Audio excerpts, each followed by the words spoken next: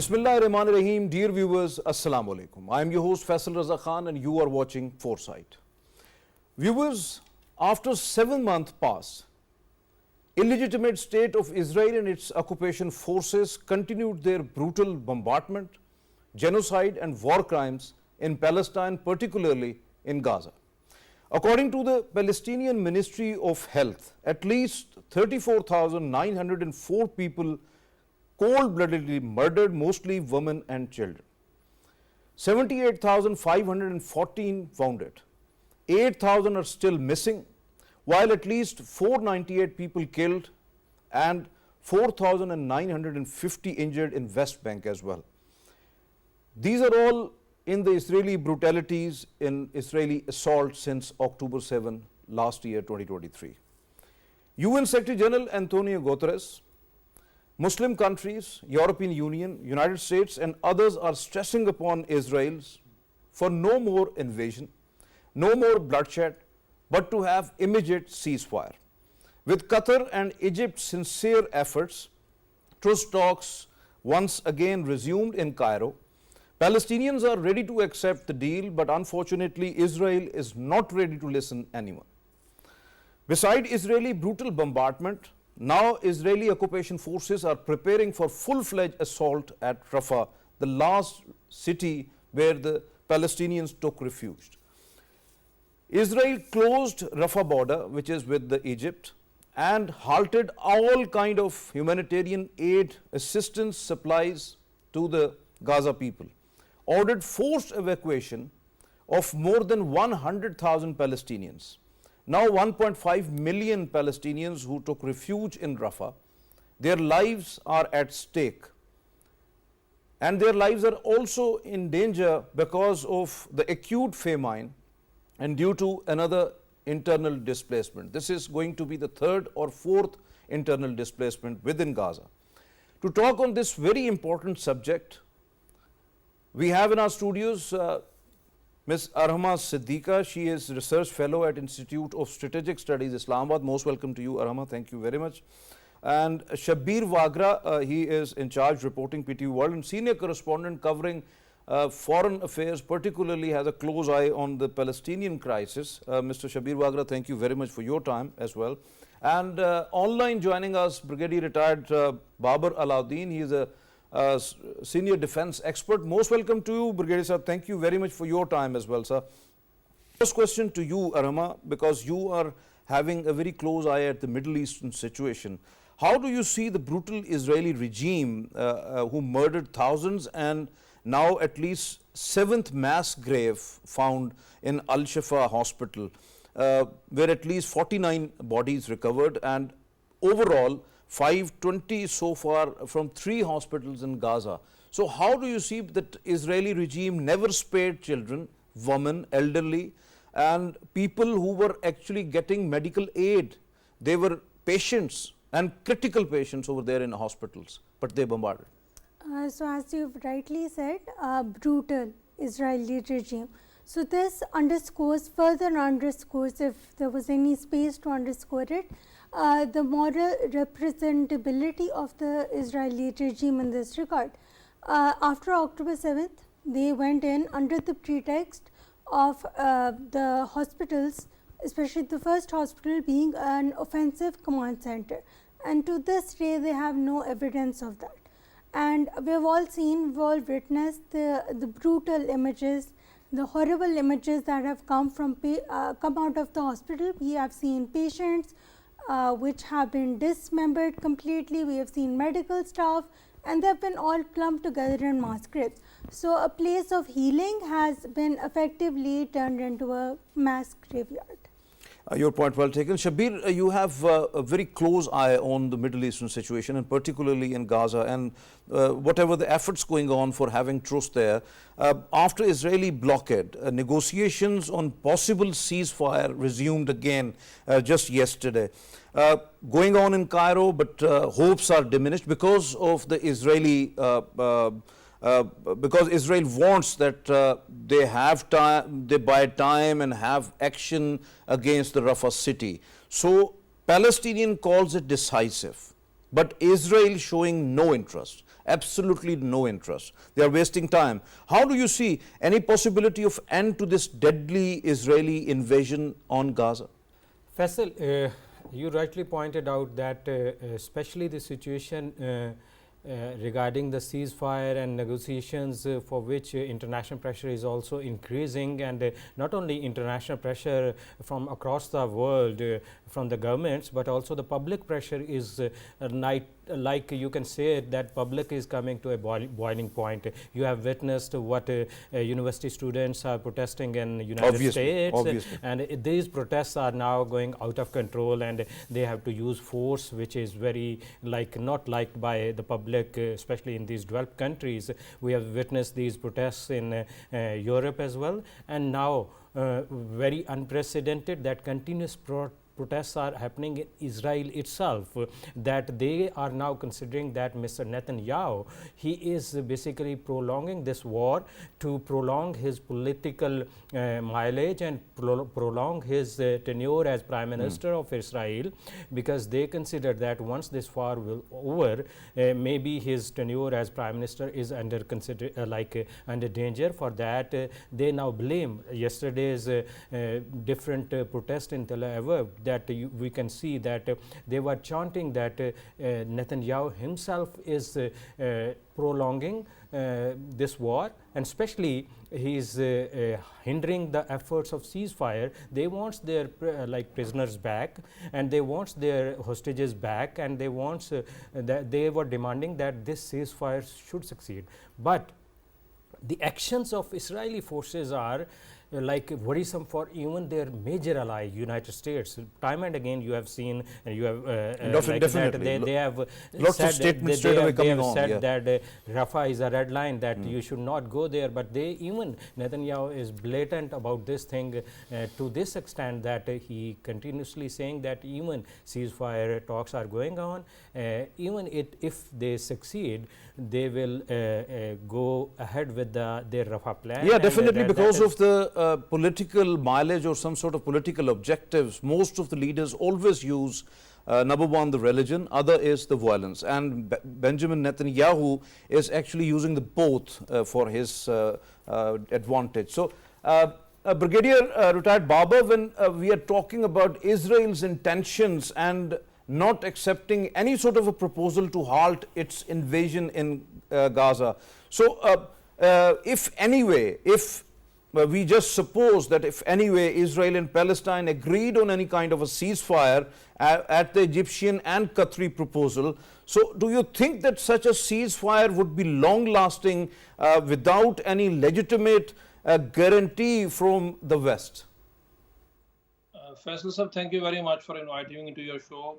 This is a very important discussion. Naturally, this issue is very important. A very brutal war is going on since last 7 months. We all are witnessing it. The world is witnessing. Unfortunately, helpless Palestinian people, they are being massacred. We have talked a lot about it. People have written a lot of articles, so many stuff about the ongoing war. Everybody says it's very brutal. Everybody says it's basically the assassination of innocent Palestinian people, women, children, and this is what and what not. But unfortunately, on ground situation has not improved. We have talked about Netanyahu. He is basically a religious fanatic person who always uses religion to come into power and then extend his regime. This is not the first time he is ruling Israel. This is probably the third time that, and every time he comes to power, he comes as head of a coalition government. He's a fascist ruler like Narendra Modi. These type of people, they always use religion and fundamental ideas to just crush their opponents and then extend their rule. What all is going on in Palestine and on ground at the moment is something very unprecedented. We're talking about ceasefire. I don't really believe that Netanyahu is very serious about ceasefire. He's just using these issues, these talks, the delaying tactics, and we're talking about the Western countries. What's your opinion? What's your opinion whether in the name of ceasefire negotiations, Israeli regime is actually buying time to invade Rafah as its tanks already entered into the eastern side of Rafah now, and the brutal bombardment still continues from the last 2 weeks at least. So Israel wants to completely destroy the Gaza Strip, which they have already done. So to get its control and annex the West Bank as well, and to clear from the Palestinians, which is the ethnic cleansing of the Palestinians from their own territory. So do you think that this is now going into, because the Western media who was actually earlier supporting Israel, now they are discussing this whole, and even the independent media is giving the news from the various quarters that this is going to be happen now?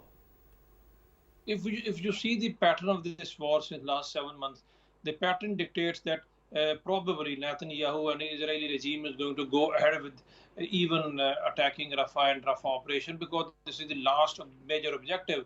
And once you say that more than 1 million Palestinians are taking refuge there, so probably, most probably, they will go ahead with this attack. May not be in the way they have done it previously, but naturally they are not going to leave it. They want to just pulverize the entire Palestinian people and the Gaza Strip.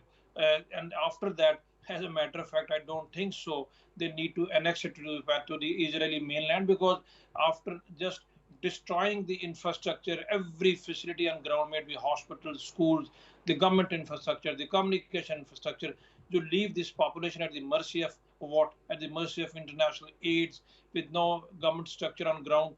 So I personally feel, although the efforts are going in, and the Hamas and the Palestinian government on ground, they have agreed to the ceasefire negotiation, even the terms and conditions. Israel, as a matter of fact, has not given any positive signals. I only hope that this pressure, which we talk about pressure, I don't even believe this is a pressure. This is again another tactics by the Western media and the American administration. They are otherwise selling arms to the Israeli government, and on the other hand, they're talking about all these things. I only hope they're serious about it. And if the situation on ground as far as Rafah is concerned, Rafah is a test case. If Israel does not go ahead with the ground assault on Rafah, then we can only believe that they're serious about these talks, and ceasefire is going to on ground be implemented. Let's hope and see. Next about week, 10 days, things would be clear. But for the time being, seeing the presidencies, seeing the Israeli intention last 7 months, I'm not very hopeful that Israel is going to stay with its, if they have not even pledged, maybe intention which they are showing. Definitely, you are absolutely very right, because Israel, we can expect that Israel is having a brutal regime, and they are going to do what they are doing right now. Arhama, when we are talking about what would be the actual implications of Israel's possible offensive on Rafah, that as its vital lifeline border crossing that is already closed, Israeli tanks, Israeli forces are already there, Israel took control of it, and no humanitarian aid assistance now coming from the Egyptian side. And the humanitarian situation is such that no food, no water, no medical assistance, no medicine, and they don't have shelter, they don't have fuel now. Most of the hospitals are running out of fuel, and they are pleading that the serious patients are on vents or in operation theaters, they need electricity. But without that fuel, that is not possible. So this is the kind of situation, how it is going to be the humanitarian situation there. It's going to, as you have rightly said, it's going to worsen the humanitarian situation. So ever since October 7th, 75% of Gaza now has been given at different time periods evacuation orders. So we have one city, which Rafah, which was one area, Rafah, which was previously labeled by Israel as a safe zone. So when Israel made sure that 1 million Palestinians are currently seeking refuge in Gaza, in Rafah, majority of them children. By the way, Rafah is known as the city of children. And they have no fuel, no aid, no way of aid to go through to them. Food has almost run out. As you mentioned, hospitals are barely functioning as it is. Egypt, if you minus all the other factors, Egypt itself is in no position to sustain any sort of refugees because of its own economic conditions at the moment. Obviously. So there's a huge push by all the international community, especially Egypt at this point, to sort of come to a ceasefire deal and sort of let It's another discussion that who pushed Egypt to the brink of this economic collapse basically, Yes. and who is actually earlier making the ground for that. But Israel now having the false claims like Karim Shalom and like Erez, that they have the 2 border crossings open, but United Nations Refugee Agency for Palestinians, they are saying that Karim Shalom is not open, it is still closed, and there is no truth in that any border crossing is open. So this is the situation. Shabbir, when do you think that the Israel's huge cruelty and use of starvation as weapon that already traumatized innocent Palestinians who suffered huge catastrophe, heavy death toll, unimaginable destruction, hunger and famine, now facing internal displacement, and most of the experts saying this is the 3rd or 4th time that they are going to displace. So how do you see this painful situation of the Palestinians?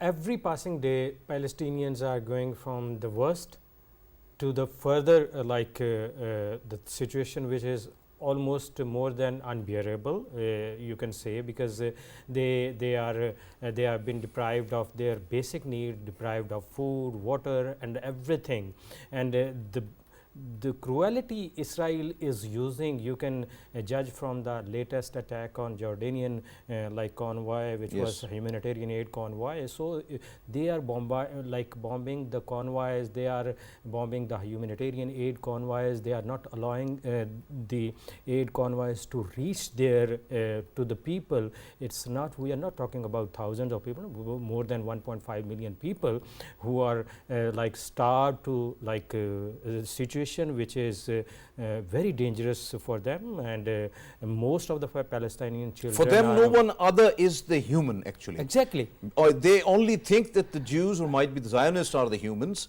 Other people, even they are the Christians, even they are the Muslims, from any other belief they are attacking because they are helping any other human.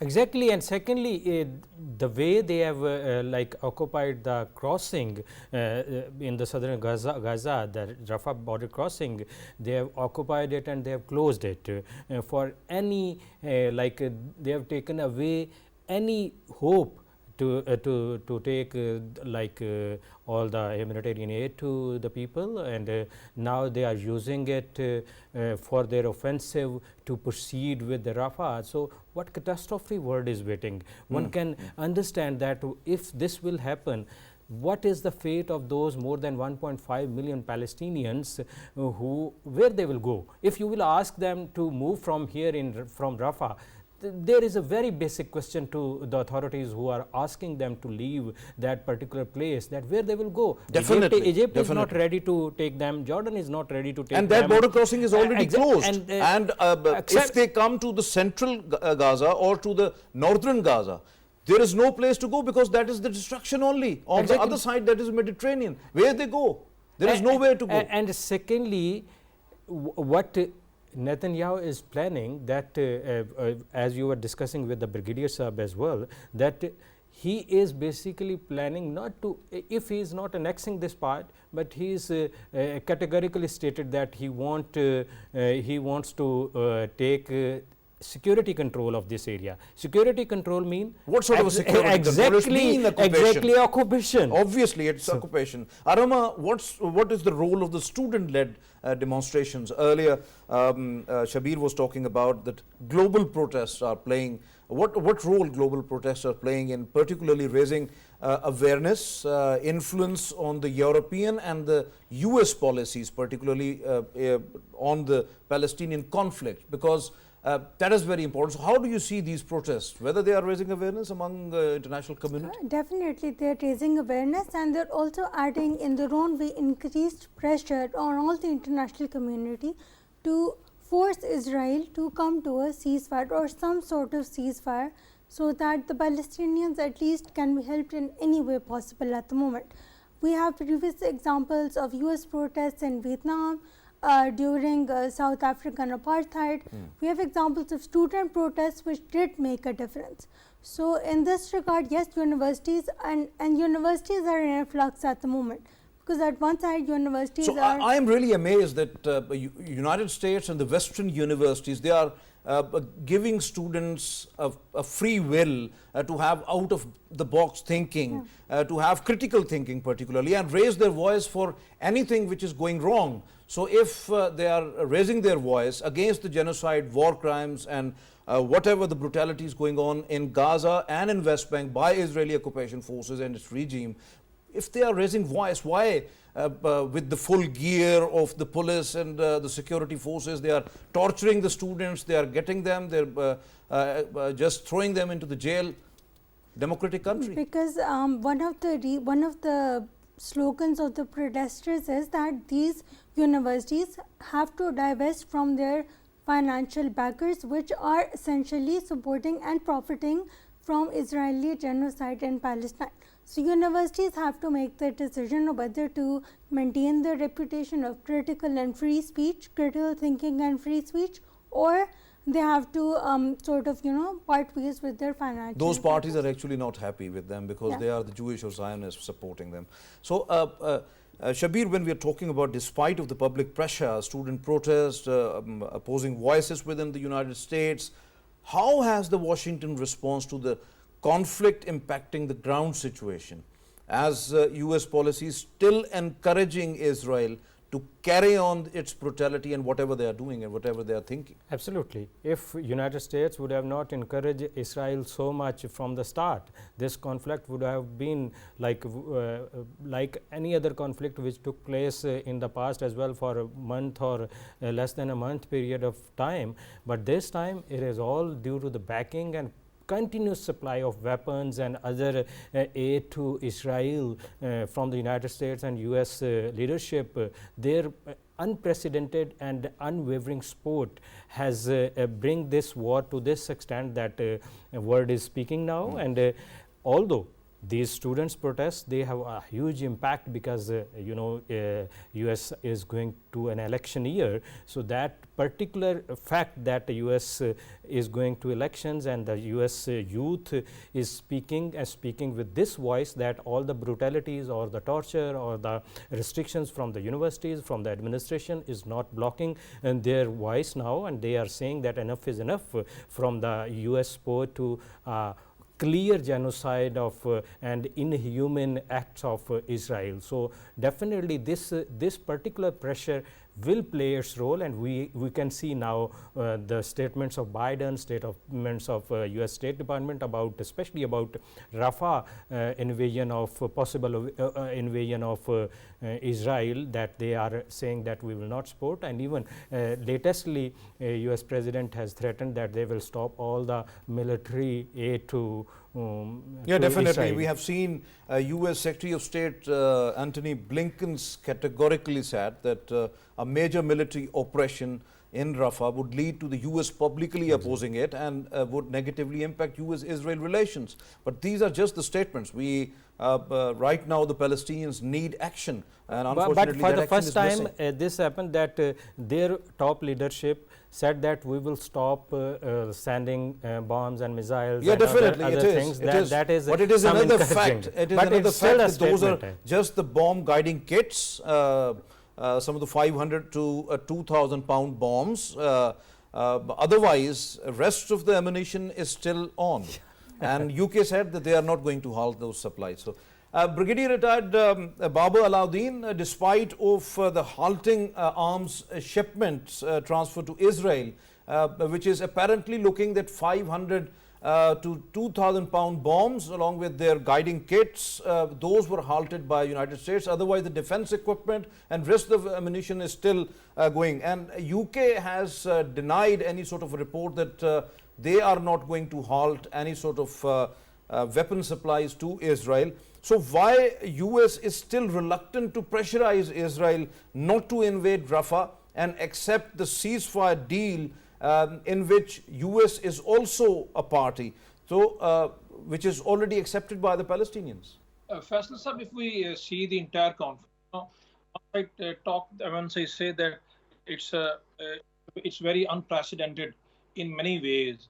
It's unprecedented in military operations. It's unprecedented the way it has taken place.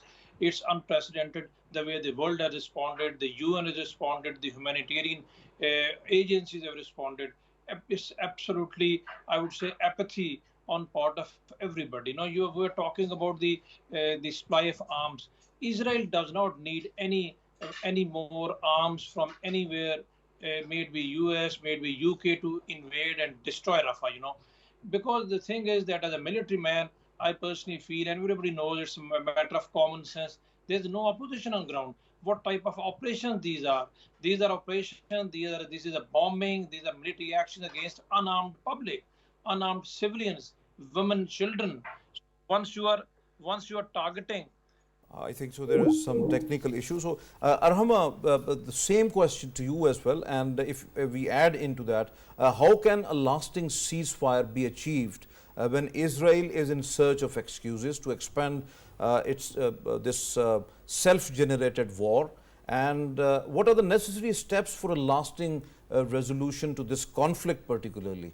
Okay, as my colleagues have stated previously, I think the first and foremost thing is Netanyahu thinks of this war as a lifeline, because once this war ends, he's already facing corruption charges and he's lost then when this war ends. So, it's a lifeline to him. That idea needs to be challenged and cut at the base.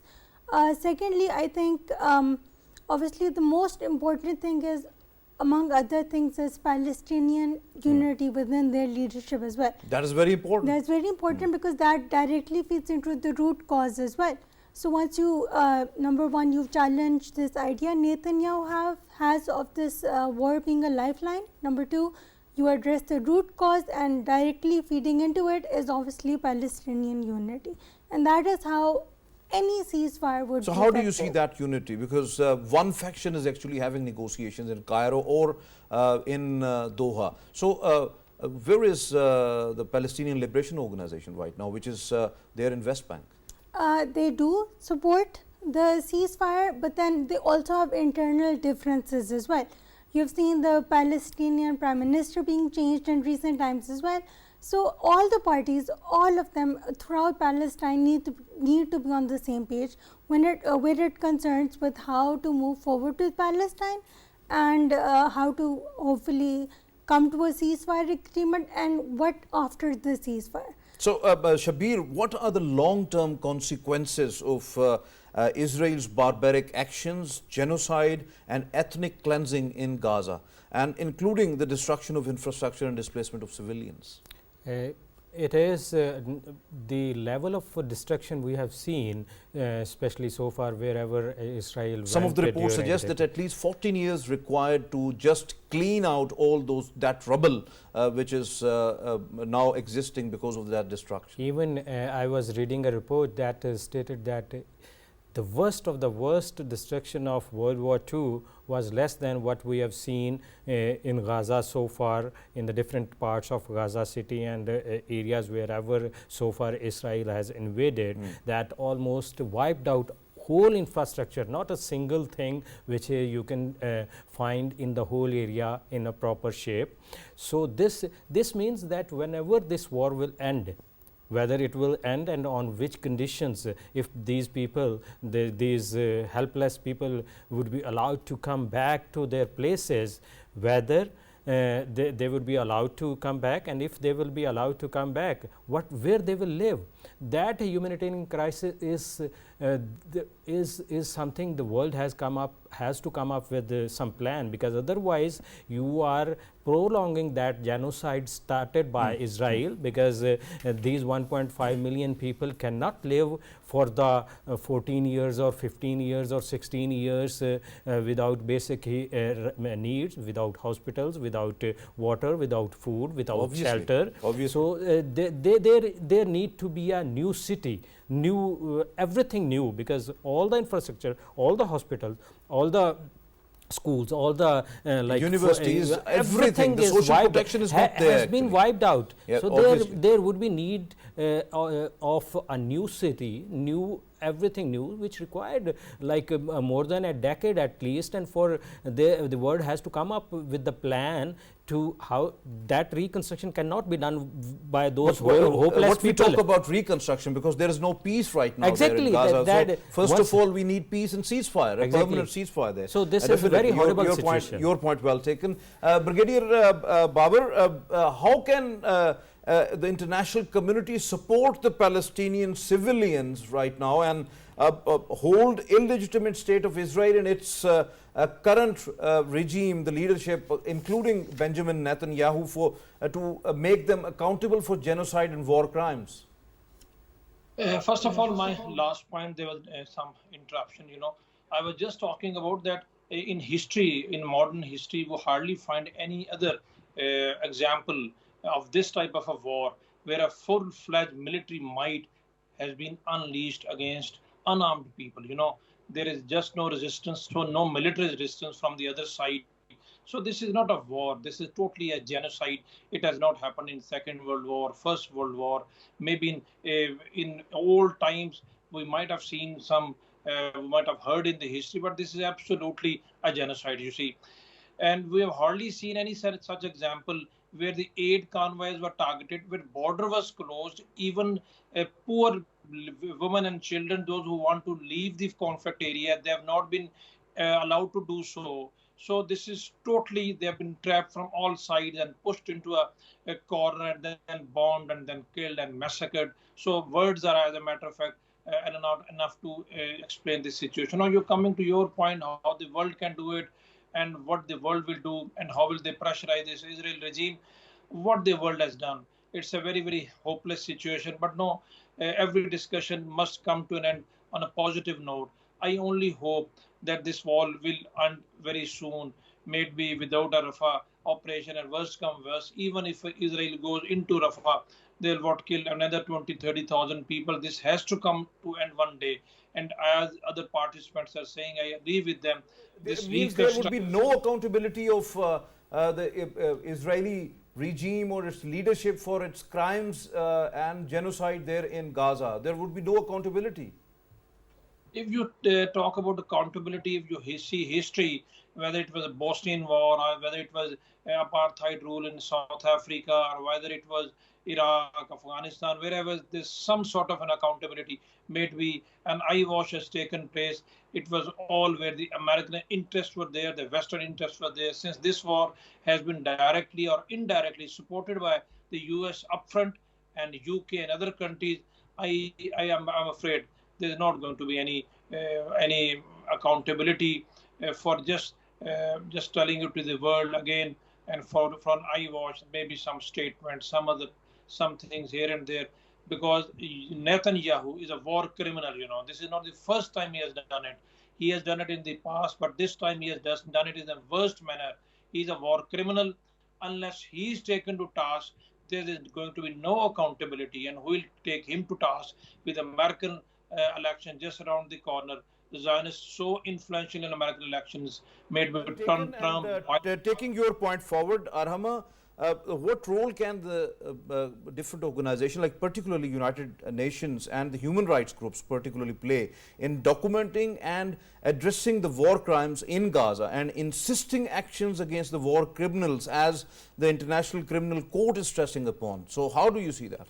So, United Nations in its very limited capacity has been doing as much as it can, and to highlight but its human rights organs can at least document it. They are documenting it, and even if media coverage has not been given, if you look at the social media accounts, especially Instagram of individual workers of the UN, you see on ground coverage of what is happening. So the world is getting aware, and ICC, while the UN the UN support to the ICC, we don't know how effective it is, but the ICC has been provided enough ammunition to try Netanyahu in court. Also, UNRWA, even before October 7th, even with funds being cut, first in President Trump's time, and also recently in President Biden's time, it has been functioning. We have seen UNRWA schools, we have seen all Even the European Union done the same, what the United States done. Exactly. With So all the UNRWA. human rights organizations, and even today, I forgot to mention, so today the UNGA will pass an bill in which Palestine will be officially made a member of the UNGA. Since 2012, it has had an observer status, but after today, it will have full membership in the UNGA.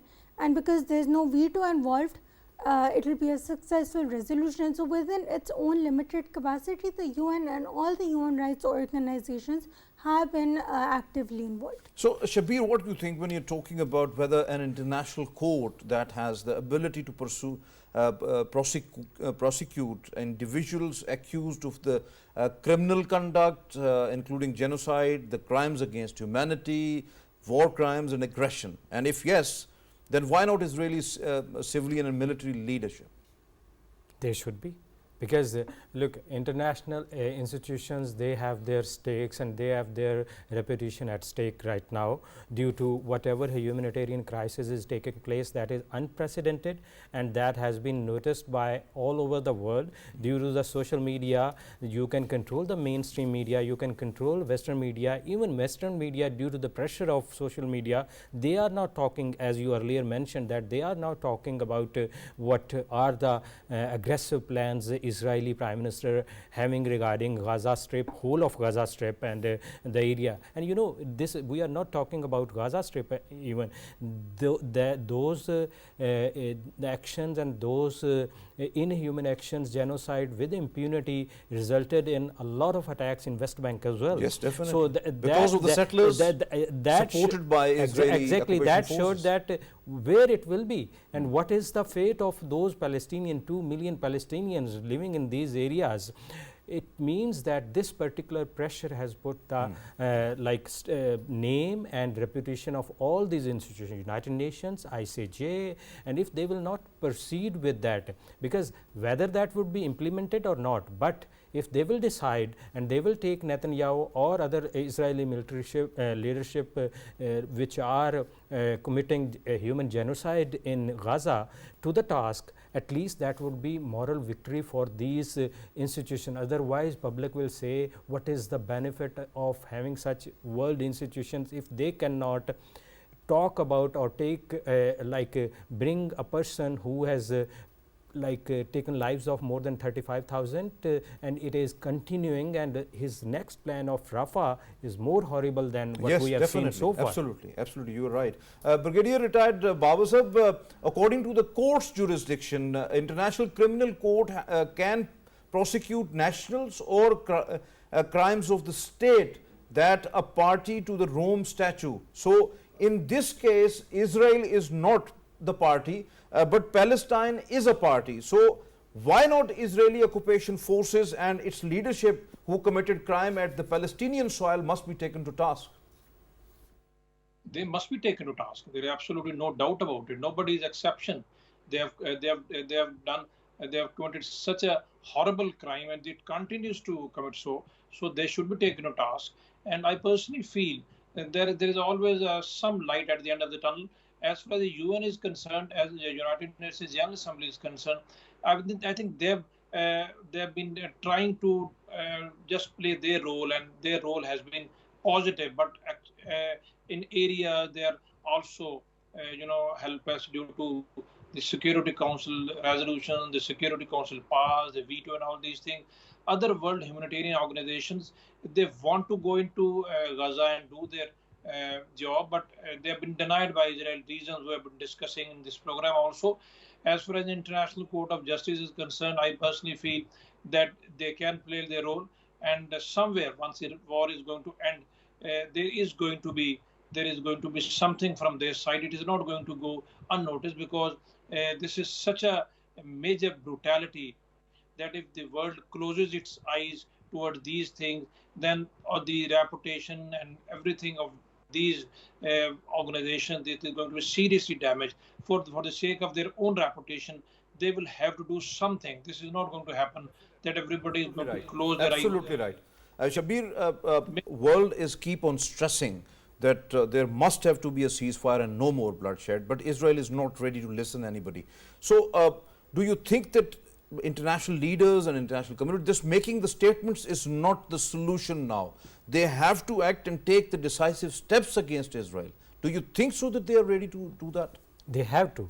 If they have to stop this whole brutality and whole process and prolonging this war, because even different analysts, they believe that Israel is not only going to stop at Gaza Strip, and this war can go beyond the borders as well if they will not act on it. And what they have seen now, in as we discussed that during the negotiations in Egypt, what in Cairo, what is happening, that Palestinian leadership, they have agreed to a certain ceasefire plan, but Israeli leadership is not agreeing. If US leadership will continue to support in hidden to what they are doing, and they are now pressurizing Qatar to expel Hamas leadership from there and Palestinian leadership from there, instead of pressurizing the actual criminal, the Israelis to come to the table and accept what they have already accepted,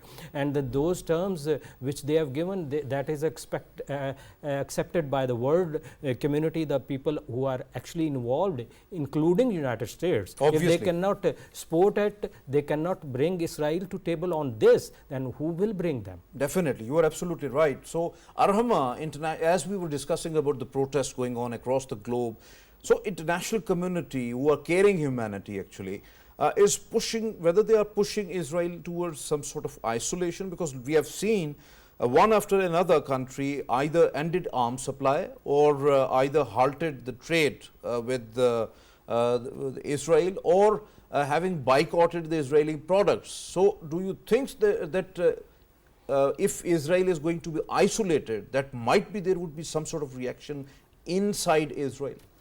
So there is already a reaction within Israel. Right now, Netanyahu or Israel is the madman of the Middle East.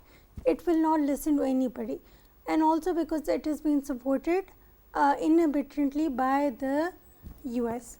So I will build on what brigadiers have said, that yes, this war will eventually come to an end, because as mentioned that it is election year for the US. So by November this war will definitely come to an end, the consequences which the world will have to face. But for now, US is in Moscow's statement. They said the US has hijacked the UNSC. Yes, definitely. So till that is there, then this war, Israel will continue, will not be facing isolation, because all these countries in the end are beholden to the US. So until the US stops its support, Israel will continue on. Definitely, well elaborated. Brigadier Babar, very quickly, very brief, how do you see Turkey's action to halt bilateral trade with Tel Aviv, at least set an example for Muslim Ummah to take similar decisive actions against the illegitimate state of Israel and its brutalities in Palestine right now? Turkish action is very will have an impact, and if other countries, important Muslim countries, they follow suit, there will be a pressure on Israel. And Turkish action, it is not something which can be very easily ignored. It will have an impact. It's a very important. Trade is always very important, and you can't for everything depend upon US and Western countries. Turkey is a very important country. Likewise, there are very important Muslim countries in Middle East also. So if the OIC forum uses this, and if they put on pressure on Israel following Turkey, it will have an impact. I think it's high time now that it must be done. And these Muslim countries must show solidarity without using the religion. It's not a matter of using religion, it's a matter of humanity. The human catastrophe has taken place. It's unabated. Right, it's the matter of humanity. Thank you very much, Brigadier Retired Babar Alauddin, for your precious time online and well elaborated. Thank you, so nice of you. Thank you very much, Arhama, Siddiqa, for being here in the studios. Thank you very much, Shabbir, for being here. Thank you very much. viewers, as you have just listened to our panelists, it is important that the West has to take lead, because enough is enough. Now, Palestinian needs actions, not the statements. And what is happening now in Cairo, that the ceasefire negotiations have a little essence or a hope, but it is all depend upon that how serious the Western parties are to have ceasefire in Gaza. Ceasefire is inevitable for the Palestinians who are there, because at least 1.5 million of the Palestinians living in Rafah, the last refuge for those who have took there, and this is the last city which Israel wants to invade. United Nations, International Court of Justice, International Criminal Court, and especially the United Nations Human Rights Council, they have to take urgent action on the Israeli war crimes right now, and the Israeli leadership must have to be taken to task for its genocide in Gaza. OIC have to play an active role that is very much needed, and at least we have to follow the steps of the Turkey, as they have halted the bilateral trade with Israel. So it is important to push Israel towards isolation if the world wants peace in the Palestinian territory, which is occupied by the Israeli brutal regime. This is all from today's Foresight. It's time to sign off. Allah Hafiz.